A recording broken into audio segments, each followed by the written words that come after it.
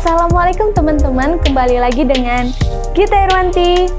Kali ini aku akan membahas tentang analisis media. Nah, di dalam analisis media ada juga analisis isi dan analisis framing. Nah, sebelum kita mengetahui analisis isi dan analisis framing, kita harus terlebih dahulu mengerti tentang analisis media.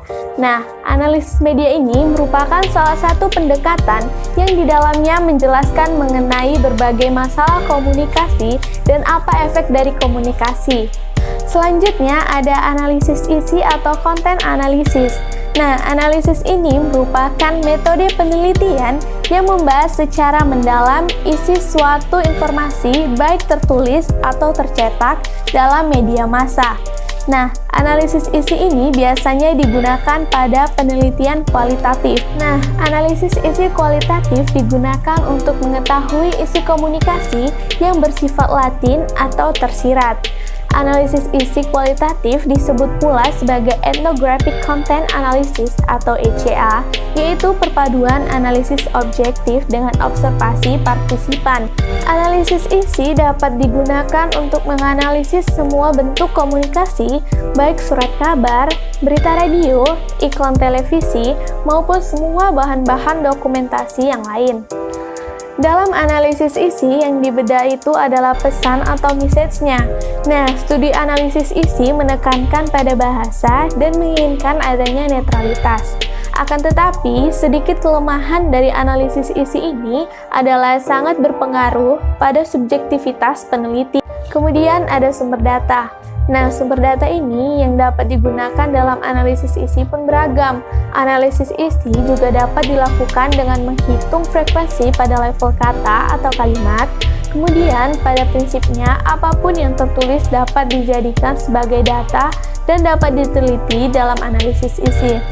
Namun, sumber data yang utama adalah media massa, dapat pula coretan-coretan di dinding. Analisis isi memiliki prosedur yang spesifik yang agak berbeda dengan metode penelitian yang lain. Yang pertama itu ada perumusan masalah.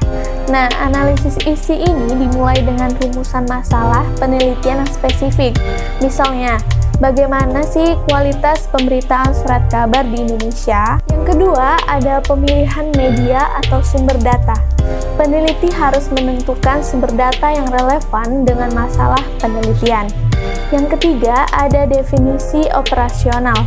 Definisi operasional ini berkaitan dengan unit analisis.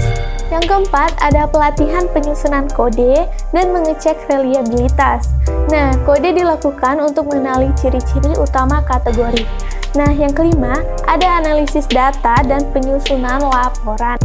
Hal yang membuat metode analisis isi ini patut menjadi pilihan karena sangat efisien dari segi biaya. Dan peneliti dapat menggunakan satu media massa sudah dinilai representatif asal media massa tersebut bisa menyampaikan isinya secara komprehensif. Nah, kemudian di sisi lain, analisis isi ini tidak perlu menggunakan responden sehingga dapat menghemat biaya dan waktu. Kemudian, narasumber terkadang diperlukan untuk memperkuat pendapat semata. Panduan analisis isi ini adalah pada coding sheets. Yang terakhir itu ada analisis framing. Framing secara sederhana diartikan sebagai membingkai suatu peristiwa yang digunakan untuk mengetahui bagaimana perspektif atau cara pandang yang digunakan wartawan ketika menyeleksi isu dan menulis berita. Kemudian, framing menurut Sudibyo merupakan metode penyajian realitas di mana kebenaran tentang suatu kejadian tidak diingkari secara total, melainkan dibelokkan secara halus dengan memberikan penonjolan terhadap aspek-aspek tertentu dengan menggunakan istilah-istilah yang punya konotasi tertentu dan dengan bantuan foto, karikatur, dan alat ilustrasi lainnya. Yang terakhir ada model analisis framing Robert Enman. Yang pertama itu definisi masalah, yaitu bagaimana suatu peristiwa dilihat sebagai apa. Yang kedua ada memperkirakan sumber masalah, apa yang dianggap sebagai penyebab masalah. Yang ketiga ada membuat keputusan moral, yaitu nilai moral apa yang disajikan untuk menjelaskan masalah. Yang keempat ada menekankan penyelesaian, yaitu penyelesaian apa yang ditawarkan media untuk mengatasi masalah itu. Oke, mungkin itu saja penjelasan mengenai analisis media, analisis isi, dan analisis framing. Mungkin itu saja. Terima kasih. Wassalamualaikum warahmatullahi wabarakatuh.